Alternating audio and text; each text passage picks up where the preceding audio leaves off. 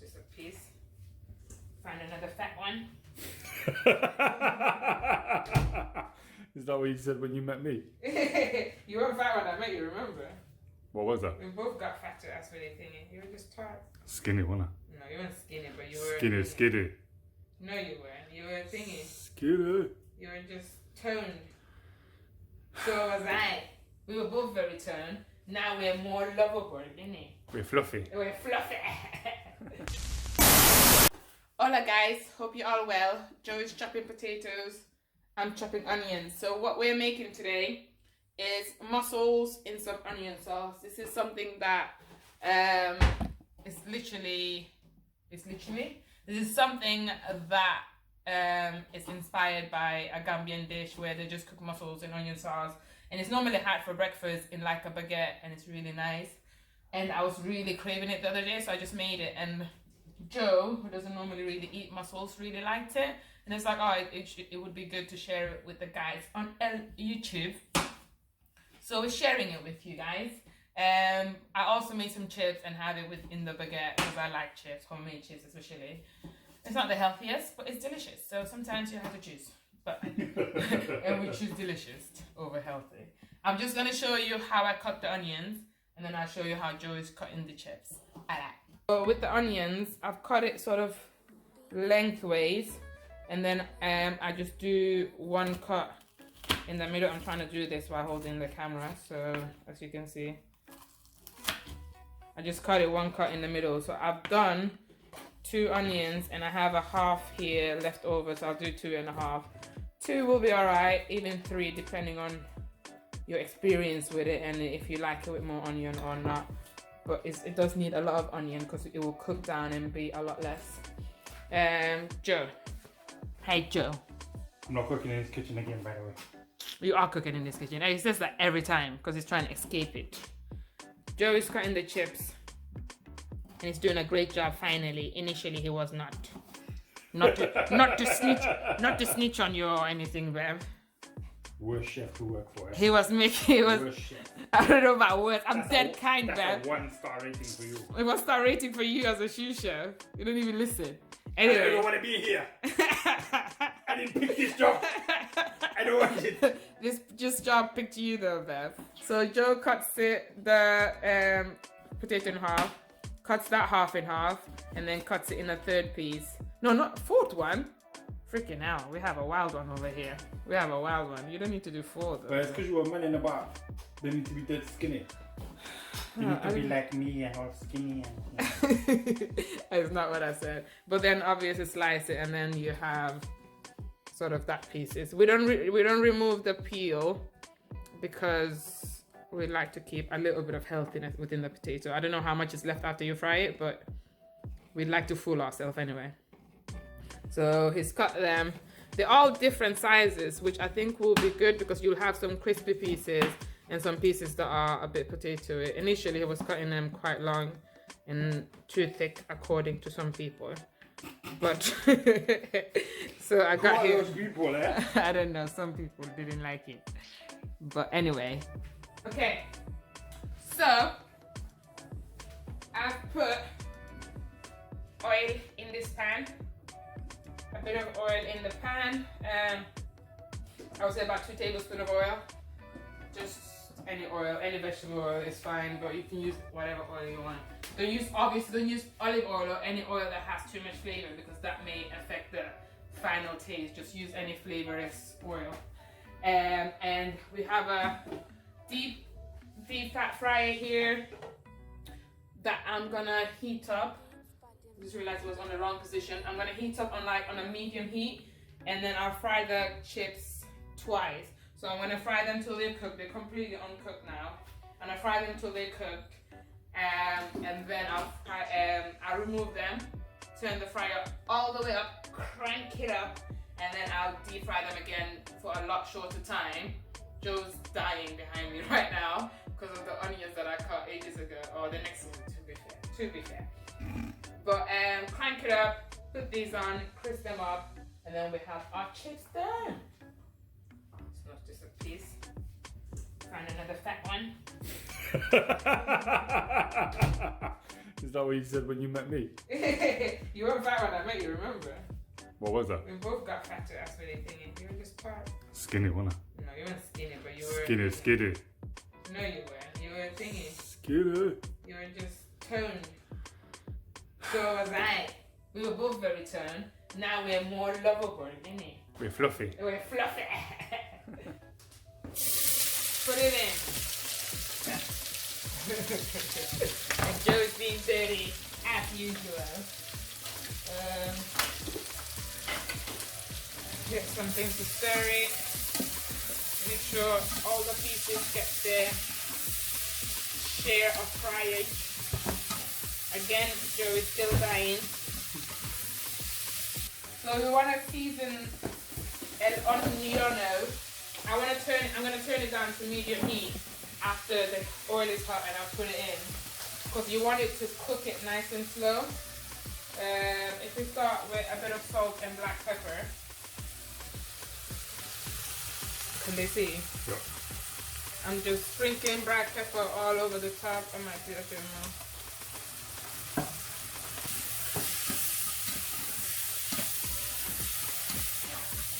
You have to judge by your own black pepper because some are stronger than others. This one isn't that strong. We want some garlic granules. Just some dried will be fine. If you have fresh garlic and you don't have granules, that also works. I would say maybe that was what, a full teaspoon or so. We don't really measure. Well, I don't really measure.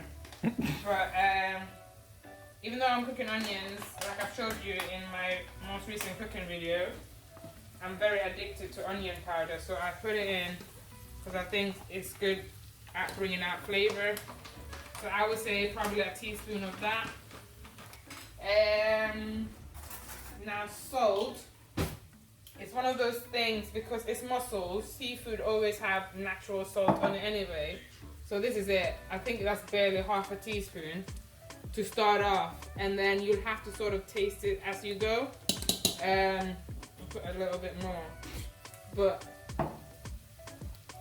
just taste it as you go. You can always add salt after.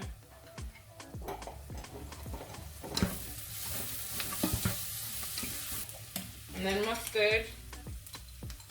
We want like a good amount of mustard, so I would say just a teaspoon and a half, because these teaspoons are flat, so it's not heat, it can't hold that much. You want some tomato puree. I would say 1 teaspoon of tomato puree.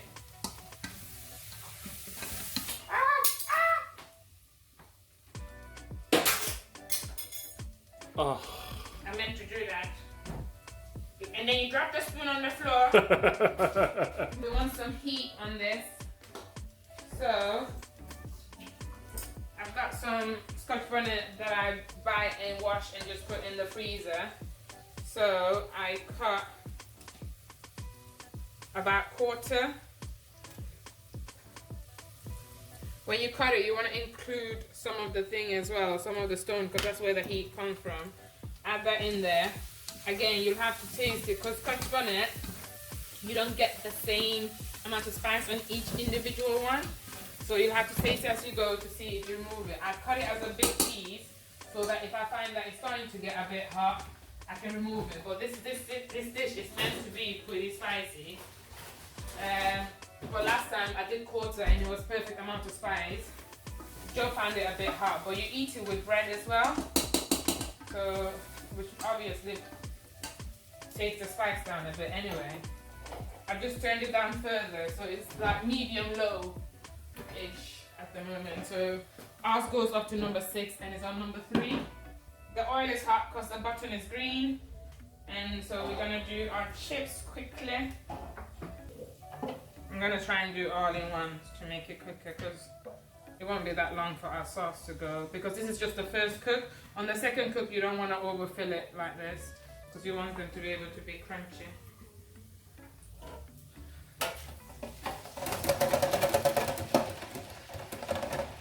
Alright, the oil isn't that hot, but you will see it get a tiny bit hotter. Turn it slightly up there. But still medium is heat.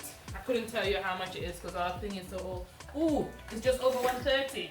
Most of the numbers have rubbed off, so you're very lucky in that we can see that one. Ah, my eyes. Yeah. To avoid making more dishes, I'm just pouring the mussels in here, and you just want to give them a rinse because I don't know, I rinse all stuff really that I just want to give them a quick rinse in cold water. Not too rough, you don't want to be too rough because it will break because it's already cooked mussels. So if you live in the UK, we just bought this Tesco cooked mussels. So you buy it frozen and then you put it overnight to defrost in the fridge. Now you need to make sure to do that because you don't want to be messing around with seafood and give yourself food poisoning. Rather than leave it out to defrost. Alright, now I'm going to turn it all the way to number 1. And I'm going to put my mussels in. As I said, the mussels are already cooked. The onion sauce is essentially almost already cooked. But I want the flavor to get into the mussel. You may have to turn it up more because there's a bit of water in the mussels. I forgot that I normally actually squeeze the water out. But I did it then, I just put it in. So yeah, you may need to leave it on 3 just so that the water can cook down.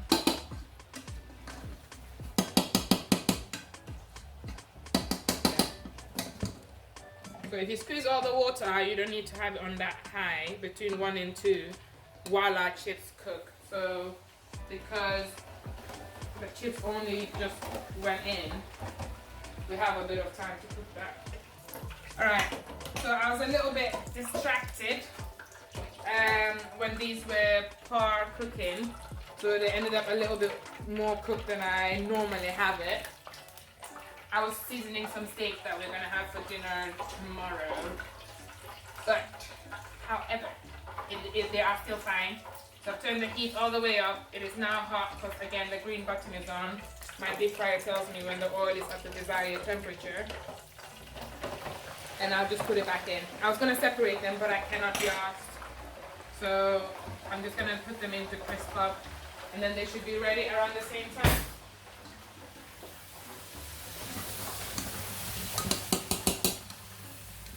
So I left this on 4 because there was a lot of water coming out of it for the water to cook down. And you don't want it any higher than 4, and just make sure you keep stirring it.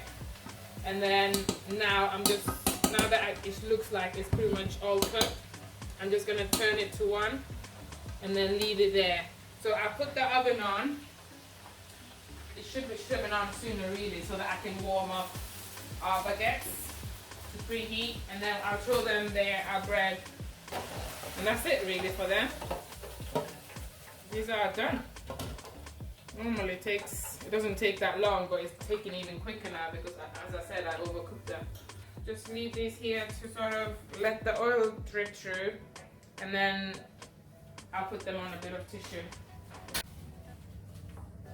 Alright, now when you let the fries rest on the rack, you can see the oil actually dripping off. So I find that way they actually do end up keeping their crispiness for better or longer. But I've just put it here on the paper towel to remove any excess that may be left. And I'm also, while they're there, I shall also salt them. And Joe is helping himself already, which is allowed. I wanted to show you quickly, whenever I reheat baguette or most bread, I try to wrap it in a foil, and then I may remove it after if I want a bit more crisp. But I always do this to keep the inside nice and soft. Sorry.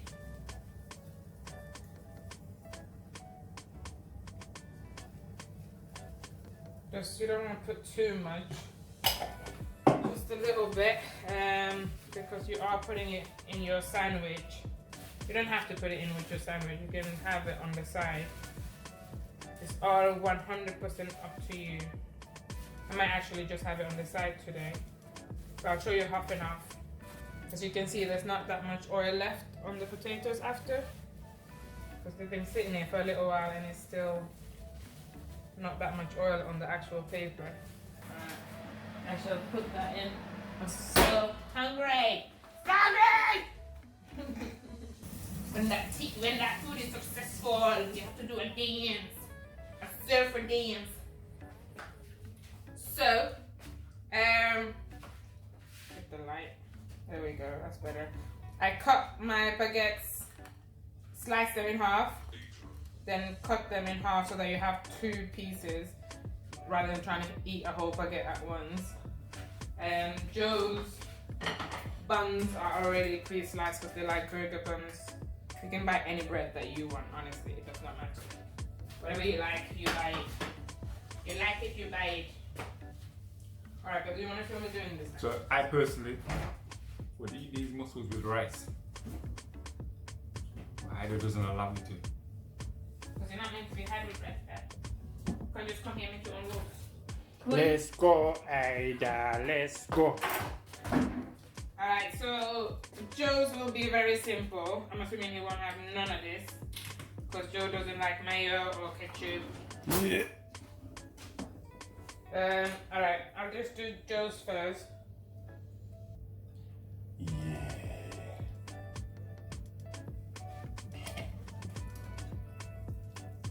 Oh shit. Assuming he doesn't want a scotch bonnet. No, I do not. Yeah, just be careful so that you don't end up giving the scotch bonnet to the wrong person. So you can see there's a lot of onions, so 2 onions would have been fine, but me and Joe both like onions, so it's alright. And I'll do it like I'm gonna do mine, so we'll do chips on one, and then leave the other, and then if he wants the chips on, he can put that as well. And then we can leave one like that. Oh no. Oh, No. you flopped it. There we go. That's better. Okay. So, I put mayo on one side. You can use a knife, but I already have a fork that's dirty. But it's not dirty, but it's been used. Before anyone says, why would you use a dirty fork? It's always the know-it-all bellies over there. Very old, that is. I recently bought some Norwegian ketchup from a Scandinavian website here in the UK. So just ketchup on the other one.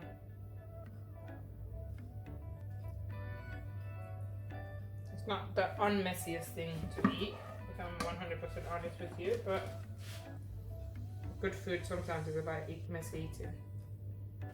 Ooh! I'm gonna put the do a taste test, my love. Are you ready? Oh my goodness, I can't even. Success.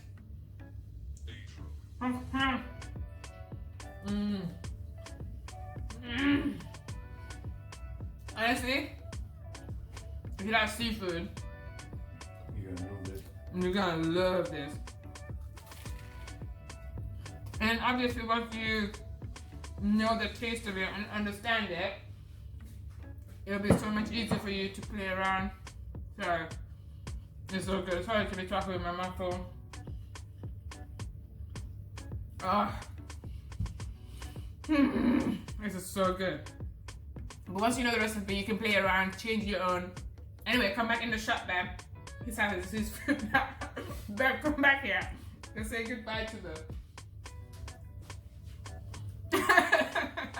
Alright. Bye. Thank you for watching. Thank you for watching. See you in the next one. Bye. She play me like some Baltimore, like some Baltimore.